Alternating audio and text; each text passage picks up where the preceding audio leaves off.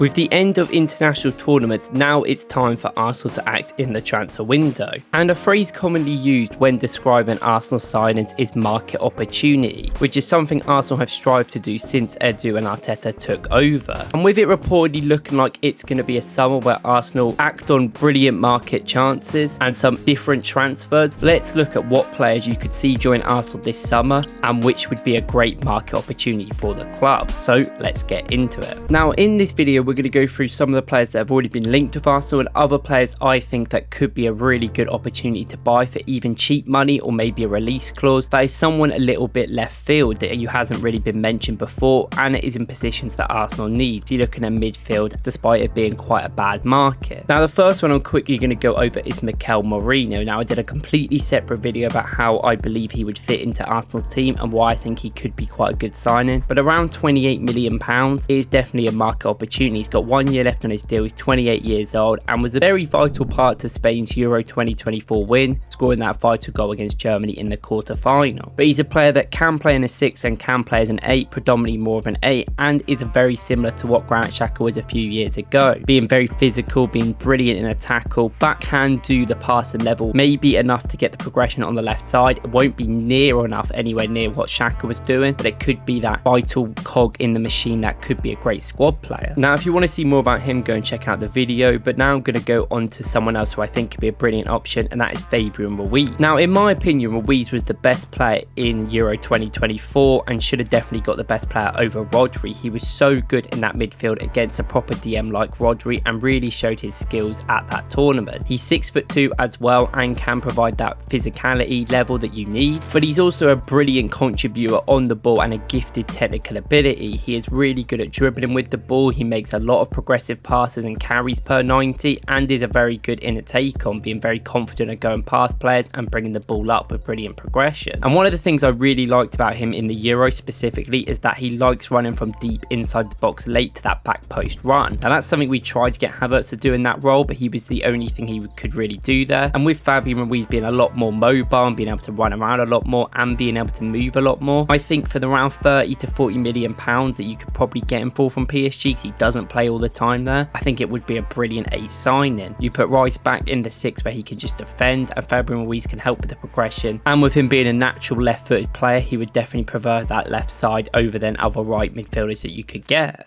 And he's a really good passer, so that wouldn't take away from anything from the brilliant passes that Arsenal have. It would just add more to them. And he is a very good player going forward. At 0.25 assists per 90 from midfield is very impressive. And having around 1.5 shots of 3 shot creating actions shows a good aggressive creative level where it would give some burden off Odegaard. And he can work with Odegaard in a dual 8 to 10 role. Now he has rejected us before he joined PSG. But I think because he hasn't been a big player for them recently and they only spent 20 something mil on him, he could definitely be gettable, and I think you could definitely convince him where a starting position within Arsenal's team right now, where it could really elevate him and also help us. He's 28 years old, but it could be one of them really good cheap signings that actually adds a lot to the team, a bit like Trossard did when he came in. But with his brilliant performances in Euro 2024, there may be some competition or maybe the price gets run up, so I wouldn't spend over anything like 40 million for this guy with his age, but I do think if you can get for less than that, it would be a really good option to get a great market opportunity. And while we are talking about Spanish midfielders, we might as well go through the other player which has surely been linked to Arsenal a lot, and that is Dani Olmo. Now this one may seem a bit of a weird shout for being market opportunity because it's been touted around 50 to 60 million pounds. That I believe is his release clause at least until next week when it runs out. After that, I think there's a lot of teams that will be interested in this guy and his value will be a lot more, even maybe further than Szoboszlai went a year before, as I actually think he is a better player than Szoboszlai. He is just a little bit older, but at 26 he isn't exactly old enough. Obviously he had a brilliant Euros, we all know how good he was when he came on. It was brilliant in the knockout rounds, but he is a very good provider for Leipzig. He can play in the wing positions or attacking midfield where he could help Odegaard, and it kind of looks like Arsenal may be trying to sign an attacking midfielder, maybe to move Odegaard into an 8, and he can play on that left side. He has so many shot creating actions and assists per 90, non-penalty expected goals and expected assists per game of 0.55, so that means he's getting an assist or a goal expected 1 every 2 games. While his passing level maybe isn't exactly the highest level for Arsenal, he is a player that could be a market opportunity like Trossard, who has that cutting edge, that finishing that could really be key in trying to score goals. But his passing level isn't exactly awful. He does decent amount of progressive passes, out over 4 a game and around 4 carries. and it definitely can be improved in a more of a possession style based system rather than maybe a counter-attacking system which Leipzig play. He also has really good tackle numbers and proves his worth, very much like Odegaard has 1.6 tackles per game and 0.7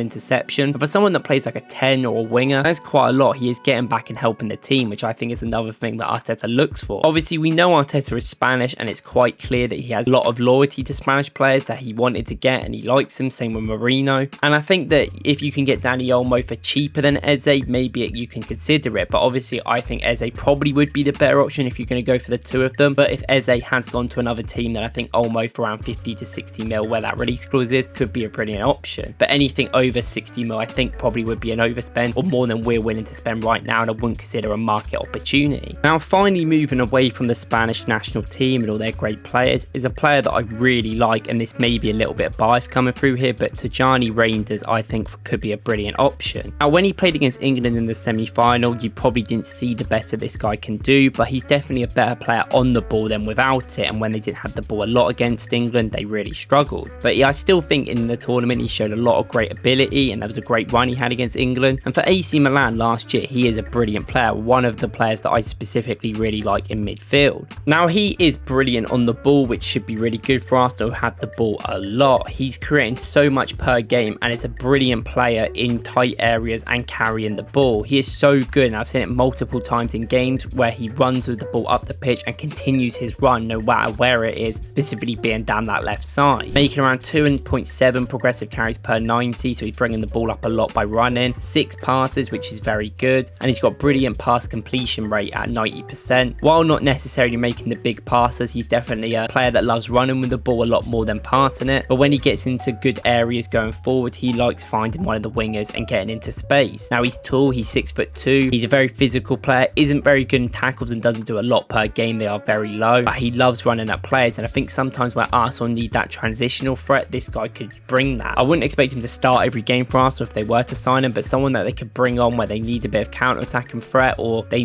got backs against the wall and they need to get the ball out a little bit, could be a brilliant player to run past players and get them up the pitch. It definitely helped a lot of progression, at least to Martinelli, whoever's on that left wing, with around 5 passes into the final third per 90 and at least 6 progressive passes to him, so I think that might be a good strategy for that. He does tick the boxes for what Arteta wants, someone that's pretty good on the ball, someone that will take initiative and is a smart player, but also being quite tall and very agile is something that he does look at with his players. At the age of 25, he does fit the age range as well, but the fact that Milan paid 19 million euros last summer, they would definitely be looking to at least double that, so he could be quite an expensive signing and more expensive than we are willing to get, but I still think it's a good market opportunity. And now the last midfielder that I think could be a brilliant market opportunity, but more comes down to a bit of a rogue shout, and I'm not sure how much you'd be able to get him for, is Ivan Ilić from Torino. Now, a lot of people have been talking about this guy for a few months now, and a lot of people have been telling me to look at this guy, and I can definitely see why. He's a very interesting prospect who has done very well this season for Torino. He is basically an all phases player, but has played in that 8 left role for Torino a little bit, and he is left footed, but he doesn't mind sitting deeper, he doesn't mind going further forward, and he is overall a very creative player at 0.3 non-penalty expected goals and assists per game, and around 0.2 expected assists per game as well. He's got a good passing level, which definitely can improve under a better team, and his 2 progressive carries and 6 progressive passes mean that he loves running with the ball even himself or doing killer passes through, and he's also not afraid to do defenders work for them with 1.3 clearances, and being 6'1", he does win around 1 aerial per game, so he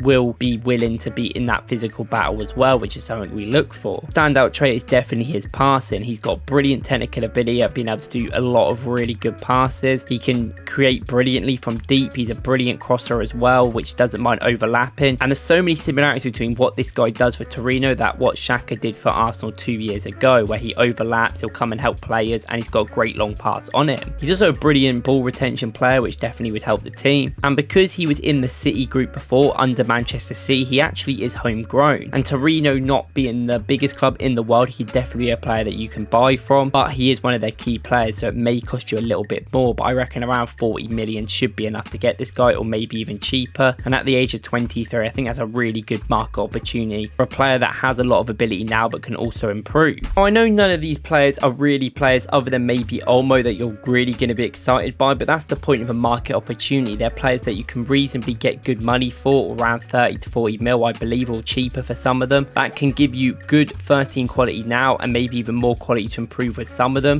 or experience in positions that you need. And it gives you a lot of freedom to get other players in other positions, or decide what you could do with the midfield. If Arsenal were to buy one of these, I wouldn't necessarily think that we would completely stop going in for other midfielders. I still think there's a chance of Bruno Guimaraes. I still think Eze is definitely on the table, but this gives us a little bit more freedom to get more creative and attacking and fun players like that when you know you've got a solid player that can fill in if you need it to for on the cheap. And it'll be interesting to see what Arsenal do, but it definitely looks like people like Merino, they're definitely interested in and want to proceed forward with in the future. Let me know what you guys think in the comments. Do you think they should sign any of these players, or do you think they should just go all out for someone like Bruno Guimaraes? But is that actually possible right now? We'll have to see. Thank you guys for watching. If you like this video, please like and subscribe, and I'll see you in the next one.